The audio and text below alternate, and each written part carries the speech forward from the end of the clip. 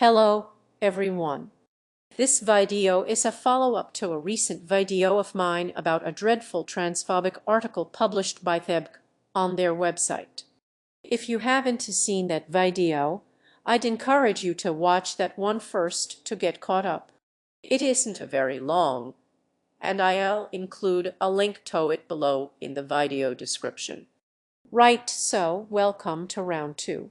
Following on directly from that last video, they have been sending out responses to the various complaints people made about the article.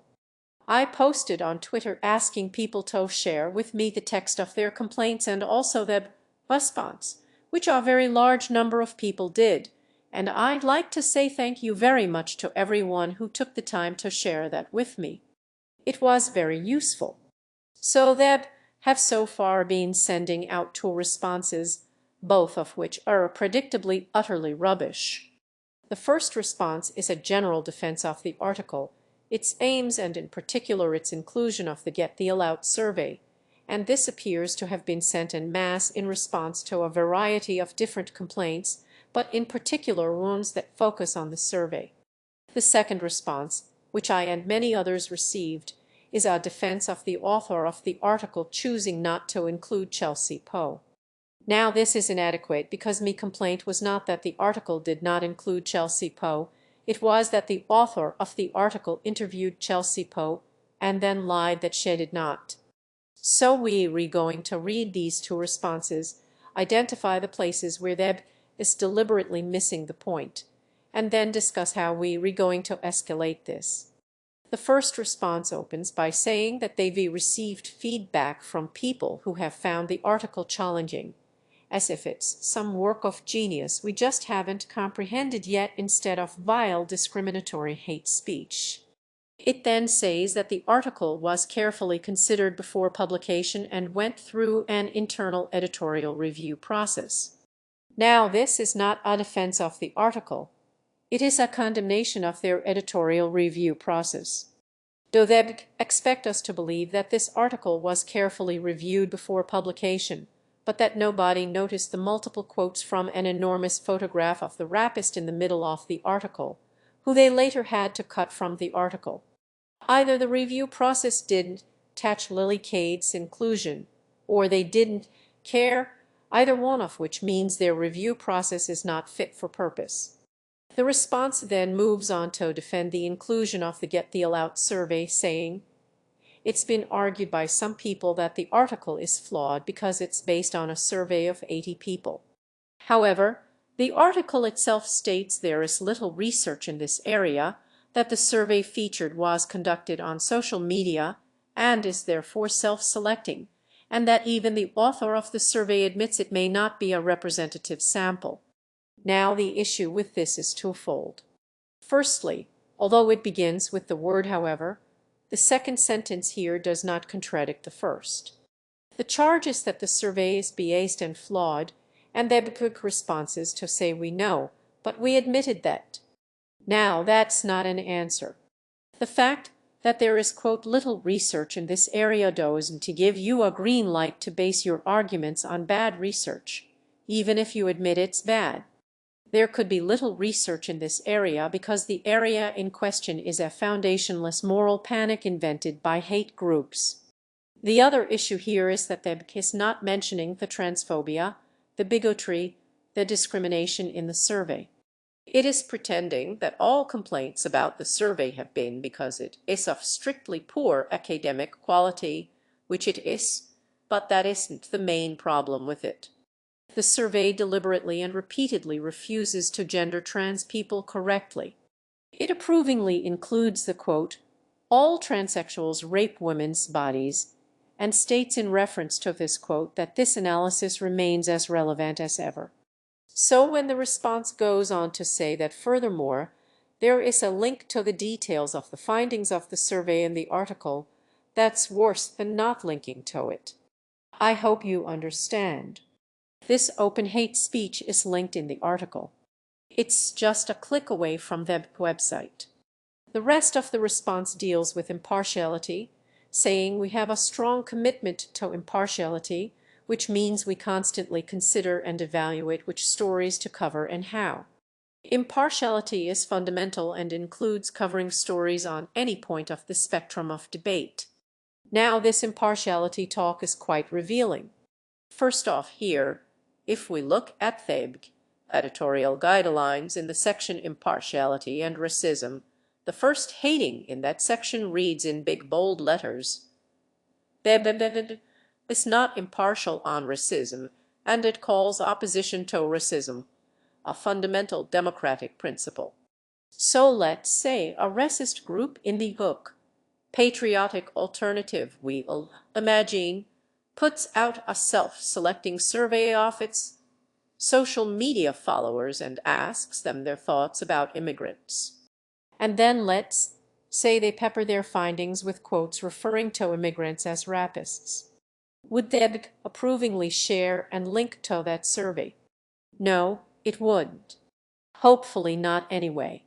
They could say, this is obvious racist hate speech put out by a clearly biased group clumsily dressed up as an academic study, and we will not share it because it's not impartial on racism. Racism is not to be debated. When it comes to trans issues, however, Theb has done the exact equivalent of the scenario he just described. They treat trans rights as a debate. They are giving a platform to groups who want to take away rights that trans people already have. In casting this as a debate with legitimate opposing sides, in declaring that trans rights are something one can be impartial about, they are making a political statement here, regardless of any pretense of journalistic neutrality. They re-saying trans rights are up for debate, and groups that want to discriminate against trans people, that want to take rights away from trans people, they deserve access to our platform. But let's put a pin in that for now and move on to talk about the second response, the one that deals with the author Sly about no high-profile trans women wanting to talk to her. And this starts out, now, this is what the complaint was actually about, this particular lie. The original article states, so, higher-profile trans women who have either written or spoken about sex and relationships is the definition we concerned with here. Now, Chelsea Poe is a trans woman. She was interviewed by the author of the article. This is beyond dispute. They have admitted to that. Chelsea Poe has spoken about sex and relationships in various interviews in a range of different media outlets. This is also beyond dispute. The case argument, therefore, hinges solely on the term high profile. They say, in a vacuum, okay, high profile is open to debate, but within the context of the article, it is absolutely not. Firstly, Chelsea Poe was high profile enough to be contacted and actually interviewed for the article in the first place. Why would they bother doing that if she then was high profile enough to include in the piece? That doesn't make sense. Secondly, the article includes examples of trans women who the author of the article does feel are high profile. It says, now, one of the people quoted here is a YouTuber with less than 10,000 subscribers, speaking in a video posted 7 years ago that's had about 10,000 views. Now, not count shaming here or anything, but if this source counts as high profile, then Chelsea Poe must count as high profile mathematically, because she has more than double the amount of social media followers as the high profile source in the article. It isn't numerically possible for this person to be high profile and Chelsea Poe not to be high profile. This argument is just pathetic from Theb. I can't physically put enough emphasis on the word pathetic here. For them to be reduced to this childish, petulant shite to cover up a blatant, bigoted lie. How ridiculous that they would even attempt this, and how shameful that they think it would work. The last line of the response basically says we can include whoever we want, screw you, which is the same irrelevant point as earlier. That's not what the complaint was about. Now then, we've looked at two responses there, and I want to know about you, but am not completely satisfied here. I want to know if you can tell. And before I talk about what I'm going to do in response here, I'd like to note a few things. Firstly, some of the responses were slow going out because, to quote an email they sent about the delay, we're currently dealing with a higher than normal volume of cases. So they were snowed under basically. They got too many complaints to deal with in the normal way. Next, having read a lot of these complaints, I know that they have thus far sent these two responses out to basically every complaint they received, even in cases where they were entirely inadequate. I mean, they were always inadequate, but there were a lot of people out there who complained, for instance, about the inclusion of Lily Cade, then the Get Deal Out survey, and then the lie about Chelsea Poe, but who got a response which only addressed the lie about Chelsea Poe and ignored the rest. Every complaint I read had something or other that went deliberately unanswered by the BP. Deliberate something.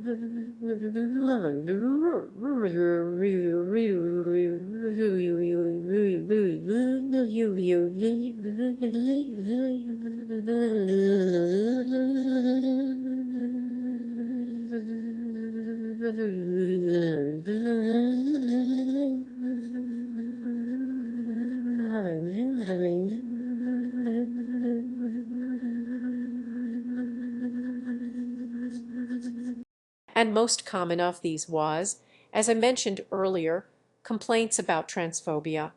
It's so very clear that the absolutely does not want to engage on any level with talk about transphobia here.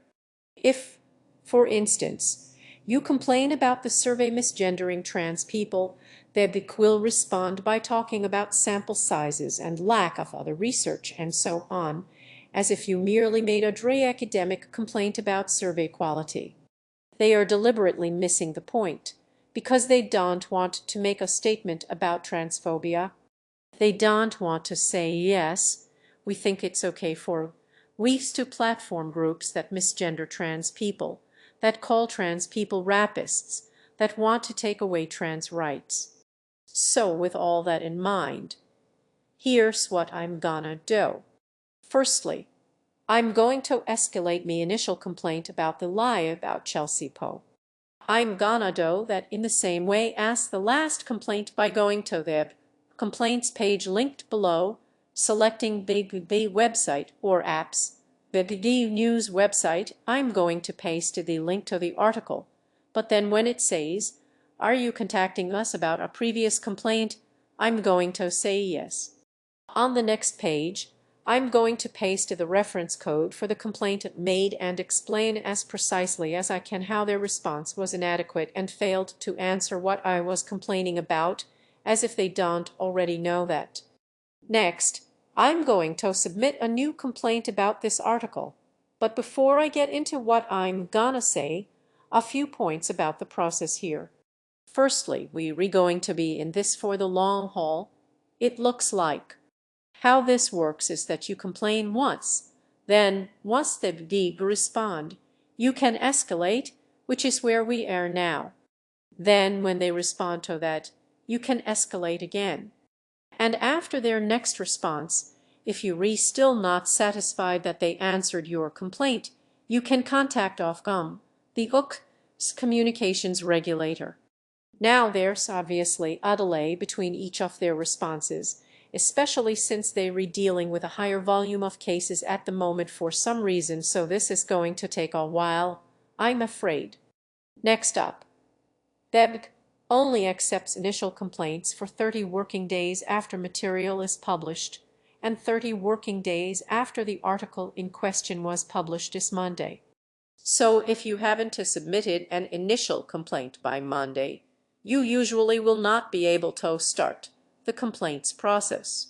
So if you have not complained thus far but would like to, or if you have already complained but suddenly get the urge in the next 5 minutes to submit a new complaint as well, I'd advise that you do that as soon as possible.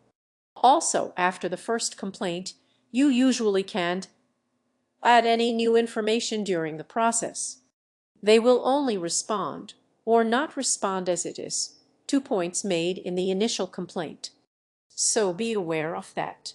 Whatever you ultimately want answered here has to be in the initial message. With that in mind, my new complaint is going to be specifically about the transphobia in the Get the Allowed survey. I don't like them refusing to address the transphobia. I don't like them deliberately dodging questions about it by pretending to hear something else. I want them to answer for this, for the bigotry, for the transphobia specifically and directly. So I am going to complain about the article linking to a survey which refuses to gender trans people correctly, likens trans people to rapists, and so on. But I'm also going to say that I have absolutely no issues whatsoever with the survey's sample size, distribution method, or findings. For the purposes of this complaint, I have zero issues with either this survey or the article it's featured in, with the singular exception of the transphobic language in the survey.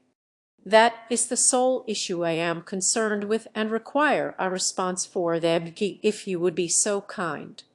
Now my aim here, of course, is to force them to make a statement specifically regarding the transphobia and their promotion of it, and I am starting out with a message that gives them as few ways as possible to weasel out of answering me, so that when this complaint is escalated, hopefully they will have nowhere to hide. I am going to keep escalating me complaints, and I would encourage very strongly anyone who already feels like doing so, of course, to escalate their initial complaint or submit one for the first time. There is a link below. And again, I'm not telling you what to do here, of course, but I did release this video after work hours on a Friday, coincidentally, and I think it would be swell if they'd turn up for work on Monday with some things to consider in their inbox. Now, I do realize I'm getting a little Captain Ahab about all of this, and I apologize. I will continue to make videos about other things. We are not in for 6 months of me ranting at them here. Well, we are in for that, actually. It looks like, but I will try and do other stuff too. I promise.